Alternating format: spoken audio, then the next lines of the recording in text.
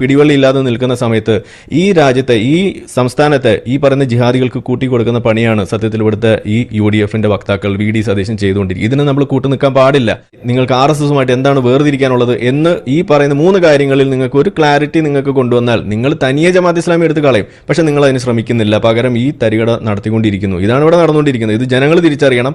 അതുകൊണ്ടാണ് നമ്മളത് ആവർത്തിച്ച് പറയുന്നത്. ഈ തരത്തിൽ ചെയ്യുന്ന ഒരു പാർട്ടി UDF-നെ നമ്മൾ തള്ളിയേ പറ്റൂ.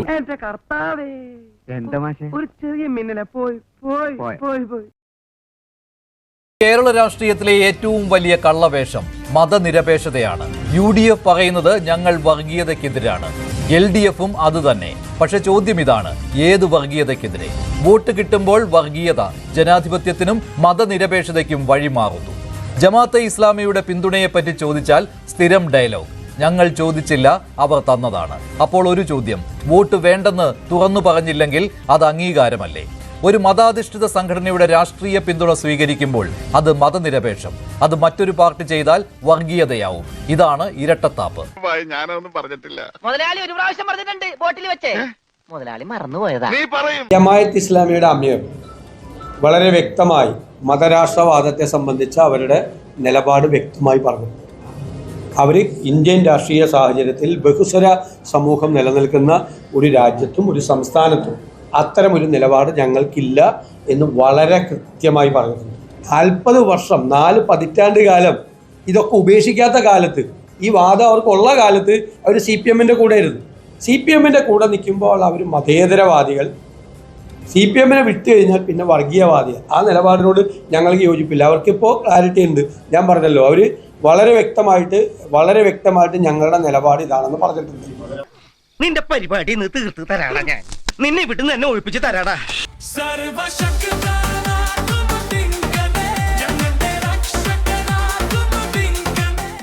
UDF-ന്റെയും LDF-ന്റെയും പ്രഖ്യാപിത നിലപാട് എന്ന് പറയുന്നത് ന്യൂനപക്ഷ വർഗീയതയെയും ഭൂരിപക്ഷ വർഗീയതയെയും ഒരേപോലെ എതിർക്കും എന്നാണ്. അപ്പോൾ ജമാഅത്തെ ഇസ്ലാമി ഒരു വർഗീയ സംഘടന അല്ല എന്നാണോ നിങ്ങൾ പറയുന്നത്? വെൽഫെയർ പാർട്ടിക്ക് അങ്ങനെ ഒരു വെൽഫെയർ വർഗീയ നിലപാടില്ല എന്നാണോ പറയുന്നത്? പക്ഷെ മുൻപ് ജമാഅത്തെ ഇസ്ലാമി അങ്ങനെയായിരുന്നു. LDF-ന് വോട്ട് ചെയ്തിരുന്ന സമയത്ത് നിങ്ങൾ പറഞ്ഞിരുന്നത് അവിടെ ന്യൂനപക്ഷ വർഗീയതയെ പ്രോത്സാഹിപ്പിക്കുന്നു LDF എന്നായിരുന്നു. അതുകൊണ്ടാണ് പക്ഷം മാറുമ്പോൾ വർഗീയതയുടെ ഈ അളവും തൂക്കവും മാറുമോ എന്നാണ്. അല്ല, ഞങ്ങള് ജമാഅത്ത് ഇസ്ലാമി അല്ലെങ്കിൽ വെൽഫെയർ പാർട്ടി വർഗീയ പാർട്ടിയാണ് എന്ന് ഏതെങ്കിലും കാലത്ത് പറഞ്ഞത് എനിക്കറിയില്ല. ഇത്രയും ബുദ്ധിയുള്ള എന്നെ പറ്റിയേ നോക്കണേ. ജമാഅത്തെ ഇസ്ലാമിയുടെ ആശയങ്ങളോട് നിങ്ങൾക്ക് യോജിപ്പില്ല, പക്ഷെ വോട്ട് വാങ്ങുന്നതിൽ തെറ്റില്ല, അതാണല്ലോ അല്ലേ? അത് ക്ലാരിറ്റിയോട് കൂടി പറയണം. അല്ല, ജമാഅത്തെ ഇസ്ലാമിയുടെ ആശയങ്ങളോട് നിങ്ങൾക്ക് യോജിപ്പില്ല, പക്ഷെ വോട്ട് വാങ്ങുന്നതിൽ തെറ്റില്ല, അതാണല്ലോ അല്ലേ? അല്ല, അവരുടെ ആശയമല്ലല്ലോ വാങ്ങുന്നത്, അവരുടെ ആശയത്തിലേക്ക് നമ്മൾ ഒരു മിനിറ്റ് കേൾക്ക്. അതായത് കോൺഗ്രസിന്റെ ഐക്യജനാധിപത്യ മുന്നണിയുടെ ആശയങ്ങളോട് അല്ലെങ്കിൽ കേരളത്തിലെ സർക്കാരിനോട് ജനങ്ങൾക്കുള്ള പ്രതിഷേധം അറിയിക്കാൻ അവർ ഐക്യജനാധിപത്യ മുന്നണിക്ക് ഇത്തവണ വോട്ട് ചെയ്യാൻ തീരുമാനിച്ചാൽ അതിലെന്താണ് കുഴപ്പമെന്നാണ് ശ്രീ VD സതീശൻ ചോദിച്ചിട്ടുള്ളത്. അല്ല, ജമാഅത്തെ ഇസ്ലാമിക്കും വെൽഫെയർ പാർട്ടിക്കും നിങ്ങൾ ഗുഡ് സർട്ടിഫിക്കറ്റ് കൊടുത്തത് അവർ മതനിരപേക്ഷ സംഘടനയും മതനിരപേക്ഷ പാർട്ടിയും എന്ന നിലയ്ക്കാണോ, അതോ പിണറായി വിജയൻ സർക്കാരിനെ താഴെ ഇറക്കുവാൻ ആരുമായിട്ടും കൂട്ടുകൂടുന്നതിൽ കുഴപ്പമില്ല എന്നതിലാണോ? ഏതിലാണ് ഈ ഗുഡ് സർട്ടിഫിക്കറ്റ്? അതായത് ഇന്ത്യൻ നാഷണൽ കോൺഗ്രസ് എന്ന് പറയുന്ന ഇന്ത്യയിലെ ഏറ്റവും വലിയ മതേതര പാർട്ടിയുടെ നയങ്ങളുമായി യോജിച്ചുകൊണ്ട് ആ പാർട്ടിക്കും മുന്നണിക്കും വോട്ട് ചെയ്യാൻ തയ്യാറായാൽ അത് സ്വീകരിക്കുമെന്നാണ്. കോൺഗ്രസിന്റെ മതനിരപേക്ഷ നിലപാടുമായിട്ട് യോജിക്കുമോ എന്ന് അറിയില്ല കേട്ടോ. മതരാഷ്ട്രവാദം എന്നുള്ളത് ജമാഅത്തെ ഇസ്ലാമിയുടെ ഒപ്പമുള്ളത് തന്നെയാണ്. അപ്പൊ അതെടുത്ത് എവിടെയെങ്കിലും ഒളിച്ചു വെക്കണ്ടേ? വെക്കണം. ഇവിടെ ശ്രീ VD സതീശന്റെ പ്രസ്താവനയെ കുറിച്ച് ചോദിക്കുമ്പോൾ അദ്ദേഹം ഇവിടെ ന്യായീകരിക്കുന്നതിന് വേണ്ടിയിട്ട് പറയുന്നത് കേരളത്തിലെ അമീർ പറഞ്ഞു കഴിഞ്ഞാൽ ജമാഅത്തെ ഇസ്ലാമിയുടെ സംഘടനയുടെ അടിസ്ഥാനപരമായിട്ടുള്ള സ്വഭാവം മാറും എന്ന നിലയ്ക്കാണ്. അതായത് ജമാഅത്തെ ഇസ്ലാമി എന്നത് മുൻ വർഷങ്ങളിലെല്ലാം തന്നെ ഒരു മതരാഷ്ട്ര സ്ഥാപനത്തിന് വേണ്ടി വാദിക്കുന്ന സംഘടനയാണ് എന്ന കാര്യത്തിൽ ശ്രീ VD സതീശന് എതിരഭിപ്രായമില്ല.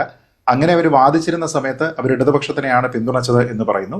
എന്നിട്ട് കേരളത്തിലെ അമീർ അദ്ദേഹം ഈ സംഘടനയുടെ സ്വഭാവം മാറിയിട്ടുണ്ട് എന്ന നിലയ്ക്ക് സംസാരിച്ചിരിക്കുന്നു. അതായത് അവർ മതരാഷ്ട്ര സ്ഥാപനത്തിന് വേണ്ടിയിട്ട് ശ്രമിക്കുന്നില്ല എന്നൊരു അഭിപ്രായം അദ്ദേഹം പറഞ്ഞതുകൊണ്ട് ആ സംഘടനയുടെ സ്വഭാവം മാറി എന്ന നിലയ്ക്കാണ് ശ്രീ VD സതീശൻ അവരെ ന്യായീകരിക്കുന്നത്.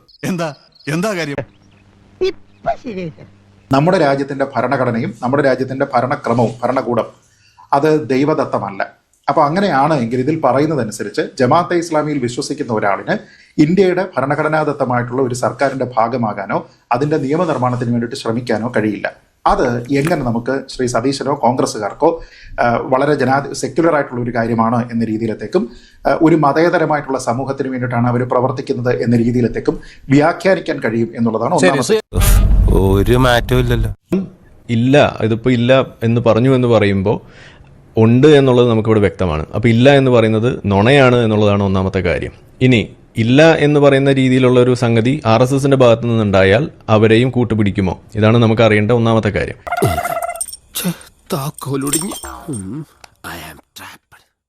രണ്ടാമത്തെ കാര്യം എന്ന് പറയുന്നത്, ഇവിടെ ഇപ്പോൾ സംസാരിച്ച മുസ്ലിം ലീഗിൻ്റെ വക്താവാണെങ്കിൽ പോലും പറഞ്ഞ കാര്യം എന്താണ്? അതായത് ഞങ്ങൾ മാത്രമല്ല അവരും പണ്ടെടുത്തിരുന്നു എന്നാണ് പറയുന്നത്. അപ്പോൾ ഇവർ രണ്ടുപേരും അവകാശപ്പെടുന്നത് വർഗീയതയ്ക്കെതിരെ നിൽക്കുന്ന ആളുകൾ എന്നാണ്. അപ്പോൾ വർഗീയത ഇവിടെ നടത്തുന്നു എന്ന് പറയുമ്പോൾ ഇവരിപ്പോൾ ചൂണ്ടിക്കാണിക്കുന്നത് എന്താ? ഞങ്ങൾ മാത്രമല്ലല്ലോ, പണ്ട് LDFും ചെയ്തിട്ടുണ്ടെന്നാണ് പറയുന്നത്. അപ്പോൾ പിന്നെ നിങ്ങൾ ഈ വർഗീയതയ്ക്കെതിരെ എന്ന് പറഞ്ഞുകൊണ്ട് നടത്തുന്ന ഈ പൊറാട്ട് നാടകം, ഈ മാറി മാറി ആളുകളെ പറ്റിക്കുന്ന പരിപാടിയാണ് എന്നിപ്പോൾ ഇവിടുത്തെ മൂന്നാം കക്ഷികളായിട്ട് വരുന്ന ആളുകൾ പറയുന്നത്. ഇപ്പോൾ 2020 ആയാലും BJP ആയാലും മറ്റാരായാലും പറയുന്നതിൽ കഴമ്പുണ്ടെന്ന് നിങ്ങൾ തന്നെ സമ്മതിക്കുകയാണ് ചെയ്യുന്നത്. അപ്പോൾ അതിലും ഒരു വസ്തുതയില്ല. നിങ്ങൾ സ്വയം പരിശോധിക്കേണ്ട കാര്യമാണ്. ജമാഅത്തെ ഇസ്ലാമിയുടെ തുടക്കം മുതലുള്ള നിലപാട് എന്ന് പറയുന്നത് ജനാധിപത്യവുമായി ചേരാതെ നിൽക്കുക, അത് ഹറാമാണ് എന്ന് പറഞ്ഞ് നിൽക്കുന്നതായിരുന്നു. അത് മതരാഷ്ട്രവാദം തന്നെയാണ്. അവരുടെ വെബ്സൈറ്റിൽ അവരുടെ മറ്റേ കോൺസ്റ്റിറ്റ്യൂഷൻ പോയി വായിച്ചാലും ഇക്കാമത്തുദ്ദീൻ എന്ന് തന്നെയാണ് എഴുതിയിരിക്കുന്നത്. ഇവിടെ ഇരിക്കുന്ന ആളുകളോട്, കോൺഗ്രസിന്റെ വക്താക്കളോട് എനിക്ക് ചോദിക്കാനുള്ളത്, നിങ്ങളൊന്ന് പ്ലീസ് ഡിഫൈൻ മീ, അല്ലെങ്കിൽ please define for us what is ഇക്കാമത്തുദ്ദീൻ ഒന്ന് പറഞ്ഞു തന്നാൽ മതി. എന്താണെന്നുള്ളത് നിങ്ങൾക്ക് അവിടെ പോയി വായിക്കാം. അതിൽ തന്നെ ഉണ്ട് മതരാഷ്ട്രവാദം എന്നുള്ളതിന്റെ അറബി വാക്കാണ് ഇക്കാമത്തുദ്ദീൻ. ദൈവമേയോമാർ രണ്ടും കൂടി എന്നെ ഉരുട്ടാന പരിപാടി, ജീവനും കൊണ്ട് രക്ഷപ്പെടുന്നതാണ് നല്ലത്. പിണറായിലേക്ക് എത്തുമ്പോൾ നമ്മൾ കാണുന്നത് എന്താണ്? പോപ്പുലർ ഫ്രണ്ട് അടക്കമുള്ള ആ ടീമിനെ മൊത്തത്തോടെ ഇവിടുന്ന് പൊക്കിക്കൊണ്ടുവന്ന അവസ്ഥയും കൂടി വന്നപ്പോൾ ജമാഅത്തെ ഇസ്ലാമിയുടെ ശിങ്കിടികളായിട്ടുള്ള ഒരു സംഘടനയ്ക്ക് ഇവിടെ നിലനിൽപ്പില്ല എന്ന് വരുന്നു. സിമി ആയാലും ശരി, പോപ്പുലർ ഫ്രണ്ട് ആയാലും ശരി, NDA ആയാലും ശരി, SDP ആയാലും ശരി, ഇപ്പോൾ വെൽഫെയർ പാർട്ടി ആയാലും ശരി, നിലം തൊടുന്നില്ല, ഇന്ത്യയിൽ വേര് പിടിക്കുന്നില്ല എന്ന് കണ്ടപ്പോൾ ഇനി അവരുടെ ലക്ഷ്യം എന്ന് പറയുന്നത് ജമാഅത്തെ ഇസ്ലാമി നേരിട്ട് ഇറങ്ങുക എന്നുള്ളതാണ്. അതിലേക്കാണ് എത്തി നിൽക്കുന്നത്. അങ്ങനെ ഇറങ്ങാൻ നിൽക്കുമ്പോൾ, ഒരു പിടിവള്ളി ഇല്ലാതെ നിൽക്കുന്ന സമയത്ത് ഈ രാജ്യത്തെ, ഈ സംസ്ഥാനത്തെ ഈ പറയുന്ന ജിഹാദികൾക്ക് കൂട്ടിക്കൊടുക്കുന്ന പണിയാണ് സത്യത്തിൽ ഇവിടുത്തെ ഈ UDFന്റെ വക്താക്കൾ VD സതീശൻ ചെയ്തുകൊണ്ടിരിക്കും. ഇതിന് നമ്മൾ കൂട്ടു നിൽക്കാൻ പാടില്ല. ഇനി നമ്മൾ എന്ത് ചെയ്യുമല്ല? ഈ 1925 മുതൽ RSS ഹിന്ദുരാഷ്ട്രവാദവുമായി ഇന്ത്യ രാജ്യത്ത് പ്രവർത്തിക്കുന്നു. മാത്രവുമല്ല, എത്രയോ വർഗീയ കലാപങ്ങൾ, വർഗീയ ആഹ്വാനങ്ങള്, അധിക്ഷേപങ്ങള്, വംശഹത്യകള് ഇങ്ങനെ നിരന്തരമായി നടത്തിയിട്ടുള്ള ആളുകൾ RSS. ജമാഅത്തെ ഇസ്ലാമിയുടെ ഭരണഘടനയിൽ തന്നെ ഉള്ളത് മതരാഷ്ട്രവാദമാണ്. ഞാനൊരു ഉദാഹരണത്തിന് പര്യായം പറയുന്നത് RSS എന്ന വർഗീയ കക്ഷി ഈ രാജ്യത്തിന് ശത്രുവായി, മാനവ കുലത്തിന് ശത്രുവായി വർഗീയത കാണിച്ചുകൊണ്ടേയിരിക്കുന്നു. എന്നാൽ ജമാഅത്തെ ഇസ്ലാമി, ഞാൻ ആദ്യം പറഞ്ഞു, ജമാഅത്തെ ഇസ്ലാമിയുടെ ഏതെങ്കിലും നയങ്ങളോട്, അവർ നിലപാടുകളോട് യോജിപ്പുള്ള ആളുകളല്ല നമ്മൾ. മതപരമായി വ്യത്യസ്ത അഭിപ്രായമുണ്ട്, മതപരമായിട്ടുണ്ട്, രാഷ്ട്രീയപരമായിട്ടുണ്ട്. പക്ഷേ അവര് രാഷ്ട്രീയപരമായി ഒരു പാർട്ടി ഉണ്ടാക്കി കേരളത്തിൽ പ്രവർത്തിക്കുമ്പോൾ, നേരത്തെ CPM-മായി അവർ സഖ്യമുണ്ടായപ്പോൾ വോട്ട് ചെയ്യാൻ തീരുമാനിച്ചപ്പോൾ ഞങ്ങൾ പറഞ്ഞത് ജമാഅത്തെ ഇസ്ലാമി വർഗീയമാണെന്നല്ല, അന്ന് അവർ എടുത്തിട്ടുള്ള രാഷ്ട്രീയ നിലപാട് തെറ്റായിരുന്നു എന്നാണ്. ഞങ്ങൾ അടിസ്ഥാനപരമായി പറയുന്നു, ഇന്ത്യൻ നാഷണൽ കോൺഗ്രസ് എന്ന് പറയുന്ന ഇന്ത്യയിലെ ഏറ്റവും വലിയ മതേതര പ്രസ്ഥാനത്തിന് ഈ തെരഞ്ഞെടുപ്പിൽ ഭരണവിരുദ്ധ വികാരത്തിന്റെ ഭാഗമായിട്ടോ അല്ലെങ്കിൽ കോൺഗ്രസിന്റെ മതേതര നിലപാടിനോട് യോജിച്ചുകൊണ്ടോ ഈ ജമാഅത്ത് ഇസ്ലാമിയോ അതിന്റെ രാഷ്ട്രീയ സംഘടനകളോ അതിന്റെ പ്രവർത്തകന്മാരോട് വോട്ട് ചെയ്യാൻ പറഞ്ഞാൽ അതിലെവിടെയാണ് വർഗീയത? അല്ല, ഞാൻ പറയും, എന്തായാലും കോൺഗ്രസിന്റെ മതേതര നിലപാടിനോട് യോജിച്ചുകൊണ്ടായിരിക്കില്ല. കാരണം കോൺഗ്രസിന്റേത് മതേതര നിലപാടാണ്. പക്ഷെ ജമാഅത്തെ ഇസ്ലാമിയുടേത് അങ്ങനെയല്ല.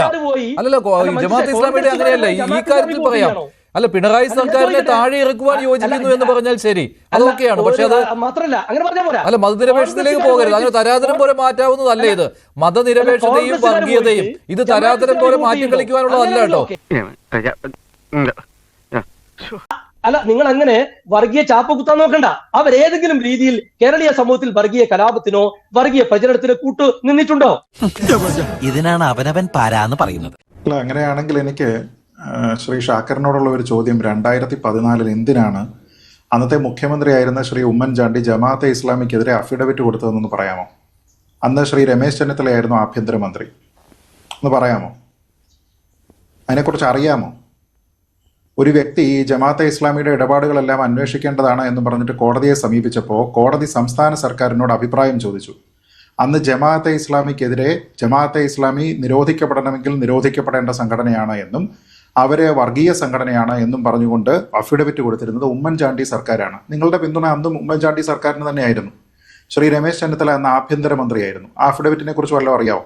ഏയ് അങ്ങനെ വരാൻ വഴിയില്ലല്ലോ. ആര് പറഞ്ഞു വഴിയില്ലെന്ന്? അതായത് ഈ ജമാഅത്തെ ഇസ്ലാമിയുടെ അംഗമായിരിക്കുന്ന ആൾക്കാരെല്ലാം അറിയാമല്ലോ, അള്ളാഹുവിൽ മാത്രം വിശ്വസിക്കുന്ന ആൾക്കാരായിരിക്കണം, ഏത് മതത്തിലുള്ള ആളായിരിക്കണം, പക്ഷേ അവർക്ക് ഒരൊറ്റ ആരാധ്യനായിട്ടുള്ള ഒരേ ഒരാൾ, ആരാധനയ്ക്ക് അർഹൻ അള്ളാഹു മാത്രമാണ് എന്നുള്ള സങ്കല്പമാണ്. ആ സങ്കല്പത്തിലുള്ള ഈ സംഘടന അതിൻ്റെ അംഗങ്ങളോട് പറയുകയാണ്, not go to un-Islamic law courts for settlement of matters except under compelling necessity. അതായത് നിങ്ങൾക്ക് അത്രത്തോളം അടിയന്തരമായിട്ടുള്ള ഒരു സാഹചര്യം ഉണ്ടായിട്ടില്ല എങ്കിൽ നിങ്ങൾ ഇസ്ലാമികമല്ലാത്ത കോടതിയിലേക്ക് പോകരുതെന്ന്. എന്ന് വെച്ചാൽ ഇന്ത്യയുടെ ഭരണഘടന എന്താ പറയുന്നത്? ഇന്ത്യയുടെ ഭരണഘടന 80% വരുന്ന ഹിന്ദുക്കൾക്കും 1% വരുന്ന ജൈനന്മാർക്കും എല്ലാവർക്കും നിങ്ങൾക്ക് കോടതിയെ സമീപിക്കാമെന്നാണ് പറയുന്നത്. അതിന് ഒരു ബുദ്ധി വേണം, അതിവനില്ല. നടന്നുകൊണ്ടിരിക്കുന്നത് 3 തരികിടകളാണ്. ഒന്ന്, ജമാഅത്ത് ഇസ്ലാമി മതരാഷ്ട്രവാദം തള്ളി പറഞ്ഞു എന്ന് വരുത്തി തീർക്കുക. അങ്ങനെ തള്ളി പറഞ്ഞിട്ടില്ല. ഞാനിവിടെ ചോദിച്ചു, ഇക്കാമത്തുദ്ദീൻ ഇന്ന് അവിടെ തന്നെ എഴുതി വെച്ചിരിക്കുകയാണ്, എന്നും അവർ പറഞ്ഞുകൊണ്ടിരിക്കുന്ന സാധനമാണ്. അതിന്റെ അർത്ഥം നിങ്ങൾ പറഞ്ഞു തന്നാൽ മതി. ഇവിടെ ഇരുന്നിട്ട് അതിനെ വെളുപ്പിക്കുന്ന ആളുകളോട് എനിക്ക് ചോദിക്കാനുള്ള അത്രയേ ഉള്ളൂ. ഇക്കാമത്തുദ്ദീൻ എന്ന് പറയുന്നതിന്റെ അർത്ഥം എന്താണെന്ന് മലയാളത്തിലൊന്ന് പറഞ്ഞു തരാം. അതെന്താ നിങ്ങൾക്ക് പറയാൻ കഴിയും? ഒന്ന് ഡിഫൈൻ ചെയ്ത് തരൂ. അത് ചെയ്താൽ തീർന്നു കഥ, ഗെയിം ഓവറാണ്. അത് നിങ്ങൾ ചെയ്യുന്നില്ല, എന്നിട്ട് ഇല്ലാത്ത സാധനം വെളുപ്പിക്കാൻ ശ്രമിക്കുന്നു. ഈ രണ്ടാമത്തെ എന്താണ്? നേരത്തെ പറഞ്ഞ പോലെ ഒരു ടു കോക്കി ഫാലസി, അതായത് ഞങ്ങൾ മാത്രമല്ല അവരും ചെയ്തിട്ടുണ്ട് അതുകൊണ്ട് നമ്മളും ചെയ്യും എന്ന് പറയുന്ന നിലവിലുള്ള ഒരു അഴകുഴമ്പൻ നിലപാട്. അതെങ്ങനെ ശരി? അപ്പോൾ പിന്നെ നിങ്ങൾ പറയുന്നതിൽ എന്താണ് വ്യത്യാസം? എന്താണ് അതിലൊരു ഔന്നിത്യം നിങ്ങൾക്ക് അവകാശപ്പെടാനുള്ളത്? ഇത് നീ ചോദിച്ചു വാങ്ങിച്ചതാ, ഇനി ചോദിക്കരുത്. എനിക്ക് വയ്യ. തൽക്കാലം ഇത്രയും മതി. വരട്ടെ.